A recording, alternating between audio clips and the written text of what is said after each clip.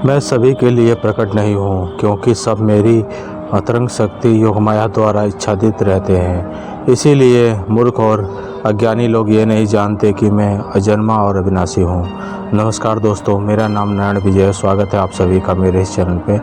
दोस्तों, आज हम श्री विष्णु के कुछ ऐसी लीलाओं के बारे में बात करते हैं जिसमें उन्होंने लोकहित और देवताओं के हित के लिए छल किए हैं। तो चलिए दोस्तों, इस वीडियो को हम शुरू करते हैं। हिंदू धर्म में कहते हैं कि ब्रह्मा जन्म देने वाले, विष्णु पालने वाले और शिव वापस लेने वाले देवता हैं। भगवान विष्णु तो जगत के पालनहार हैं। वे सभी के दुख दूर करके उनको श्रेष्ठ जीवन का वरदान देते हैं। जीवन में किसी भी तरह का संकट हो या धरती पर किसी तरह का संकट खड़ा हो गया हो तो विष्णु ही उसका समाधान खोजकर उसे हल करते हैं। भगवान विष्णु ने ही नरसिंह अवतार लेकर एक और जहां अपने भक्त प्रहलाद को बचाया था, वहीं क्रूर हिरण्याकश्यप से प्रजा को मुक्ति दिलाई थी। उसी तरह बराह अवतार लेकर उन्होंने महाभयंकर हिरण्याक्ष का वध करके देवता, मानव और अन्य सभी को भयमुक्त किया था। उन्होंने ही महाबली और मायावी राजा बलि से देवताओं की रक्षा की थी। इसी तरह श्री विष्णु ने कुछ ऐसे कार्य किए थे जिनको जन कल्याण के लिए किया गया छल कहा गया था। यदि वे ऐसा नहीं करते तो कई देवी और देवताओं की जान संकट में होती। तो आइए जानते हैं श्री विष्णु द्वारा किए गए 5 ऐसे छल। भस्मासुर के साथ छल। भस्मासुर का नाम सुनकर सभी को उसकी कथा याद हो गई होगी। भस्मासुर के कारण भगवान शंकर की जान संकट में आ गई थी। हालांकि भस्मासुर का नाम कुछ और था, लेकिन भस्म करने का वरदान प्राप्त करने के कारण उसका नाम भस्मासुर पड़ गया।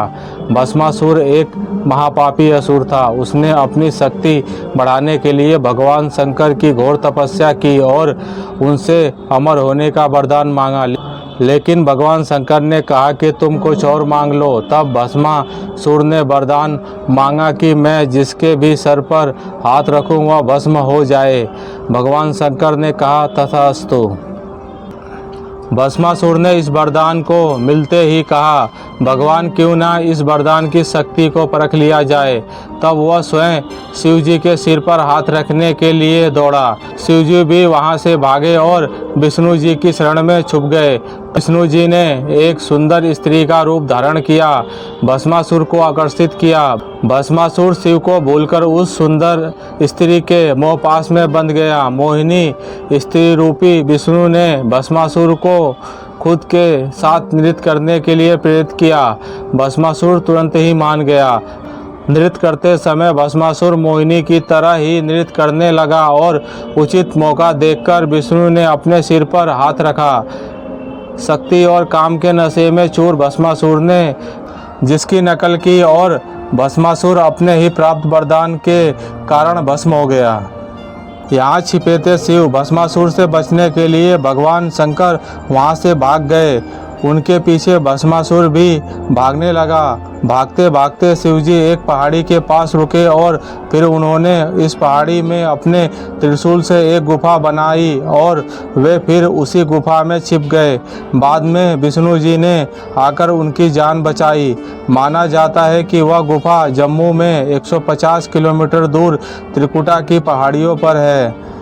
इन खूबसूरत पहाड़ियों को देखने से ही मन शांत हो जाता है। इस गुफा में हर दिन सैकड़ों की तादाद में शिव भक्त शिव जी की आराधना करते हैं। वृंदा के साथ छल। श्रीमद् देवी भागवत पुराण अनुसार जलंधर असुर शिव का अंश था, लेकिन उसे उसका पता नहीं था। जलंधर बहुत ही शक्तिशाली असुर था। इंद्र को पराजित कर जलंधर तीनों लोगों का स्वामी बन बैठा था। यमराज भी उससे डरते थे। श्रीमद् देवी भागवत पुराण अनुसार एक बार भगवान शिव ने अपना तेज समुद्र में फेंक दिया तथा उससे जलंधर उत्पन्न हुआ। माना जाता है कि जलंधर में अपार शक्ति थी और उसकी शक्ति का कारण थी उसकी पत्नी वृंदा। वृंदा के पतिव्रत धर्म के कारण सभी देवी देवता मिलकर भी जलंधर को पराजित नहीं कर पा रहे थे। जलंधर को उससे अपनी शक्तिशाली होने का अभिमान हो गया और वह वृंदा के पतिव्रत धर्म की अवहेलना करके देवी देवताओं के विरुद्ध कार्य कर उनकी स्त्रियों को सताने लगा। जालंधर को मालूम था कि ब्रह्मांड में सबसे शक्तिशाली कोई है तो वे हैं देवों के देव महादेव। जालंधर ने खुद को सर्वशक्तिमान रूप में स्थापित करने के लिए क्रमशः पहले इंद्र को पराजित किया और त्रिलोकाधिपति बन गया। इसके बाद उसने विष्णु लोक पर आक्रमण किया। जालंधर ने विष्णु को पराजित कर देवी लक्ष्मी को विष्णु से छीन लेने की योजना बनाई। उसके चलते उसने बैकुंठ पर आक्रमण कर दिया। लेकिन देवी लक्ष्मी ने जालंधर से कहा कि हम दोनों ही जल से उत्पन्न हुए हैं, इसलिए हम भाई बहन हैं। देवी लक्ष्मी की बातों से जालंधर प्रभावित हुआ और लक्ष्मी को बहन मानकर बैकुंठ से चला गया। इसके बाद उसने कैलाश पर आक्रमण करने की योजना बनाई और अपने सभी असुरों को इकट्ठा किया और कैलाश जाकर देवी पार्वती को पत्नी बनाने के लिए प्रयास करने लगा।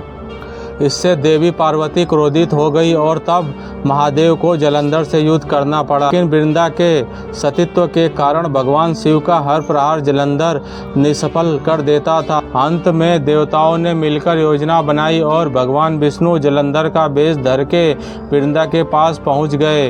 वृंदा भगवान विष्णु को अपना पति जालंधर समझकर उनके साथ पत्नी के समान व्यवहार करने लगी। इससे वृंदा का पतित्व धर्म टूट गया और शिव ने जालंधर का वध कर दिया। विष्णु द्वारा सतीत्व भंग किए जाने पर वृंदा ने आत्मदाह कर लिया। तब उसकी राख के ऊपर तुलसी का एक पौधा जन्मा। तुलसी देवी वृंदा का ही रूप है, जिसे भगवान विष्णु लक्ष्मी जी से भी अधिक प्रिय मानते हैं। भारत के पंजाब प्रांत में वर्तमान जालंधर नगर जालंधर के नाम पर ही है। जालंधर में आज भी असुरराज जालंधर की पत्नी देवी वृंदा का मंदिर मोहल्ला कोटा किशनचंद्र में स्थित है। मान्यता है कि यहाँ एक प्राचीन गुफा थी जो सीधी हरिद्वार तक जाती थी। माना जाता है प्राचीन काल में इस नगर के आसपास 12 तालाब हुआ करते थे। नगर में जाने के लिए नाव का सहारा लेना पड़ता था। मोहिनी बनकर किया असुरों के साथ छल। इंद्रदेव दैत्यों के राजा बलि से युद्ध में हार गए। तब हताश और निराश हुए देवता ब्रह्मा जी को साथ लेकर श्री हरिविष्णु के आश्रय में गए और उनसे अपना स्वर्गलोक वापस पाने के लिए प्रार्थना करने लगे। श्री हरि विष्णु ने कहा कि आप सभी देवतागण दैत्यों से सुलह कर लें और उनका सहयोग पाकर मदरांचल को मथानी तथा वासुकी नाग को रस्सी बनाकर क्षीर सागर का मंथन करें। समुद्र मंथन से जो अमृत प्राप्त होगा उसे पिलाकर मैं आप सभी देवी देवताओं को अजर और अमर कर दूंगा। तत्पश्चात ही देवता दैत्यों का विनाश करके पुनः स्वर्ग का आधिपत्य पा सकेंगे। देवताओं के राजा इंद्र दैत्यों के राजा बलि के पास गए और उनके समक्ष समुद्र मंथन का प्रस्ताव रखा और अमृत की बात बताई। अमृत के लालच में आकर दैत्यों ने देवताओं का साथ देने का वचन दे दिया। देवताओं और दैत्यों ने अपनी पूरी शक्ति लगाकर मदरांचल पर्वत को उठाकर समुद्र तट पर लेकर जाने की चेष्टा की, लेकिन नहीं उठा पाए। तब श्री हरिविष्णु ने उसे उठाकर समुद्र में रख दिया। मदरांचल को मथानी एवं वासुकी नाग की रस्सी बनाकर समुद्र मंथन का शुभ कार्य आरंभ हुआ। श्री हरिविष्णु की नज़र मथानी पर पड़ी जो कि अंदर की ओर धंसती चली जा रही थी। यह देखकर उन्होंने स्वयं कच्छप बनकर अपनी पीठ पर मदरांचल पर्वत को रख लिया। तत्पश्चात समुद्र मंथन से लक्ष्मी, कौस्तुभ, पारिजात, सुरा, धन्वंतरी, चंद्रमा, पुष्पक, ऐरावत, पंचाजन्य, शंख, रंभा, कामधेनु, उच्चैश्रवा और अंत में अमृत कुंभ निकले, जिसे लेकर धन्वंतरी जी आए। उनके हाथों से अमृत कलश छीनकर दैत्य भागने लगे ताकि देवताओं से पूर्व अमृतपान करके वे अमर हो जाएं। दैत्यों के बीच कलश के लिए झगड़ा शुरू हो गया और देवता हताश खड़े थे। श्री हरि विष्णु अति सुंदर नारी का रूप धारण करके देवता और दैत्यों के बीच पहुंच गए और उन्होंने अमृत को समान रूप से बांटने का प्रस्ताव रखा। दैत्यों ने मोहित होकर अमृत का कलश श्री हरि विष्णु को सौंप दिया। मोहिनी रूपधारी विष्णु ने कहा कि मैं जैसे भी विभाजन का कार्य करूं, चाहे वह उचित हो या अनुचित, तुम लोग बीच में बाधा उत्पन्न ना करने का वचन दो, तभी मैं इस काम को करूंगी। सभी ने मोहिनी रूपी भगवान की बात मान ली। देवता और दैत्य अलग अलग पंक्तियों में बैठ गए। मोहिनी रूप धारण करके विष्णु ने छल से सारा अमृत देवताओं को पिला दिया, लेकिन इससे दैत्यों में भारी आक्रोश फैल गया। असुरराज बलि के साथ छल। असुरों के राजा बलि की चर्चा पुराणों में बहुत होती। वह अपार शक्तियों का स्वामी लेकिन धर्मात्मा था। दान पुण्य करने में वह कभी पीछे नहीं रहता था। उसकी सबसे बड़ी खामी यह थी कि उसे अपनी शक्तियों पर घमंड था और वह खुद को ईश्वर के समक्ष मानता था और वह देवताओं का घोर विरोधी था। कश्यप ऋषि की पत्नी दति के दो प्रमुख पुत्र हिरण्यकश्यप और हिरण्याक्ष थे। हिरण्यकश्यप के 4 पुत्र थे, हनु, हल्लाद, भक्त प्रहलाद और सहलाद। प्रहलाद के कुल में विरोचन के पुत्र राजा बलि का जन्म हुआ था। राजा बलि का राज्य संपूर्ण दक्षिण भारत में था। उन्होंने महाबलीपुरम को अपनी राजधानी बनाया था। आज भी केरल में ओणम का पर्व राजा बलि की याद में ही मनाया जाता है। राजा बलि ने विश्व विजय की सोचकर अश्वमेध यज्ञ किया और इस यज्ञ के चलते उनकी प्रसिद्धि चारों ओर फैलने लगी। अग्निहोत्र सहित उनसे 98 यज्ञ संपन्न कराए थे और इस तरह उनके राज्य और शक्ति का विस्तार होता ही जा रहा था।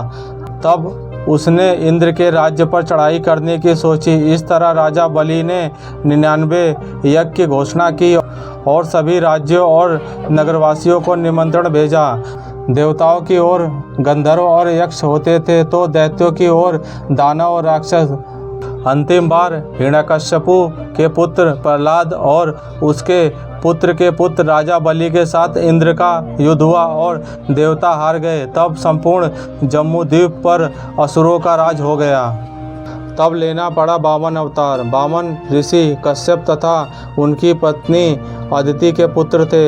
वे आदित्यों में 12वें थे। ऐसी मान्यता है कि वे इंद्र के छोटे भाई थे और राजा बलि के सौतेले भाई। विष्णु ने इसी रूप में जन्म लिया था। देवता बलि को नष्ट करने में असमर्थ थे। बलि ने देवताओं को यज्ञ करने जितनी भूमि ही दे रखी थी। तब सभी देवता विष्णु की शरण में गए। विष्णु ने कहा कि बलि भी उनका भक्त है, फिर भी वे कोई युक्ति सोचेंगे। तब विष्णु ने अदिति के यहाँ जन्म लिया और एक दिन जब बलि यज्ञ की योजना बना रहा था तब वे ब्राह्मण वेश में वहाँ दान लेने पहुँच गए। उन्हें देखते ही शुक्राचार्य उन्हें पहचान गए। शुक्राचार्य ने उन्हें देखते ही बलि से कहा कि वे विष्णु हैं, मुझसे पूछे बिना कोई भी वस्तु उन्हें दान मत करना। लेकिन बलि ने शुक्राचार्य की बात नहीं सुनी और वामन के दान मांगने पर उसको 3 पग भूमि दान में दे दी। जब जल छोड़कर सब दान कर दिया तब ब्राह्मण वेश में वामन भगवान ने अपना विराट रूप दिखा दिया। भगवान ने एक पग में भूमंडल नापा, दूसरे पग में स्वर्ग और तीसरे पग के लिए बलि से पूछा कि तीसरा पग कहाँ रखूं। पूछने पर बलि ने नमस्कार कर कहा, इसमें तो कमी आपके ही संसार बनाने की हुई, मैं क्या करूं भगवान, अब तो मेरा सिर ही बचा है।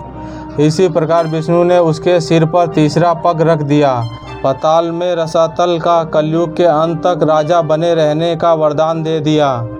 तब बलि ने विष्णु से एक और वरदान मांगा। राजा बलि ने कहा कि भगवान, यदि आप मुझे पातालों का राजा बना ही रहे हैं तो मुझे वरदान दीजिए कि मेरा साम्राज्य शत्रुओं के प्रपंच से बचा रहे और आप मेरे साथ रहें। अपने भक्त के अनुरोध पर भगवान विष्णु ने राजा बलि के निवास में रहने का संकल्प लिया। पातालपुरी में राजा बलि के राज्य में आठों पहर भगवान विष्णु सशरीर उपस्थित रहकर उसकी रक्षा करने लगे और इस तरह बलि निश्चित होकर सोता था और संपूर्ण पातालपुरी में शुक्राचार्य के साथ रहकर एक नए धर्म राज्य की व्यवस्था संचालित करता है। माता पार्वती के साथ छल। माना जाता है कि बद्रीनाथ धाम कभी भगवान शिव और माता पार्वती का विश्राम स्थान हुआ करता था। यहाँ भगवान शिव अपने परिवार के साथ रहते थे, लेकिन श्री विष्णु को यह स्थान इतना अच्छा लगा कि उन्होंने इससे प्राप्त करने के लिए एक योजना बनाई। पुराण कथा के अनुसार सतयुग में जब भगवान नारायण बद्रीनाथ आए तब यहाँ बदरियों यानी बोर का वन था और भगवान शंकर अपनी अर्धांगिनी पार्वती के साथ मज़े से रहते थे। एक दिन श्री विष्णु बालक का रूप धारण कर जोर जोर से रोने लगे। उनके रुदन को सुनकर माता पार्वती को बड़ी ही पीड़ा हुई। वे सोचने लगी कि इस बिहड़ वन में यह कौन बालक रो रहा है, यह आया कहाँ से और इसकी माता कहाँ है। यही सोचकर माता पार्वती को बालक पर दया आ गई। तब वे उस बालक को लेकर अपने घर पहुँच गई। शिवजी तुरंत ही समझ गए कि यह कोई विष्णु की लीला है। उन्होंने पार्वती से इस बालक को घर से बाहर छोड़ देने का आह्वान किया और कहा कि वह अपने आप ही कुछ देर रोकर चला जाएगा। लेकिन पार्वती माँ ने उनकी बात नहीं मानी और बालक को घर में ले जाकर चुप कराकर सुलाने लगी। कुछ ही देर में बालक सो गया। तब माता पार्वती बाहर आ गई और भगवान शिव के साथ कुछ दूर भ्रमण पर चली गई। भगवान विष्णु को इसी पल का इंतजार था। उन्होंने उठकर घर का दरवाज़ा बंद कर दिया। भगवान शिव और माता पार्वती जब घर लौटे तो द्वार अंदर से बंद था। उन्होंने जब बालक से द्वार खोलने के लिए कहा तब अंदर से भगवान विष्णु ने कहा कि अब आप भूल जाइए भगवान, यह स्थान मुझे बहुत पसंद आ गया है और मुझे यहीं विश्राम करने दीजिए। अब आप यहाँ से केदारनाथ जाइए। तब से लेकर आज तक बद्रीनाथ यहाँ अपने भक्तों को दर्शन दे रहे हैं और भगवान शिव केदारनाथ में। दोस्तों, यह जानकारी और वीडियो आप लोग कैसी लगी मुझे कमेंट बॉक्स में कमेंट करना ना भूलें। अगर दोस्तों मेरी वीडियो पसंद आए तो उसे लाइक करें, शेयर करें, चैनल को सब्सक्राइब करें और मेरी बातें सुनने के लिए आप लोगों का बहुत बहुत धन्यवाद।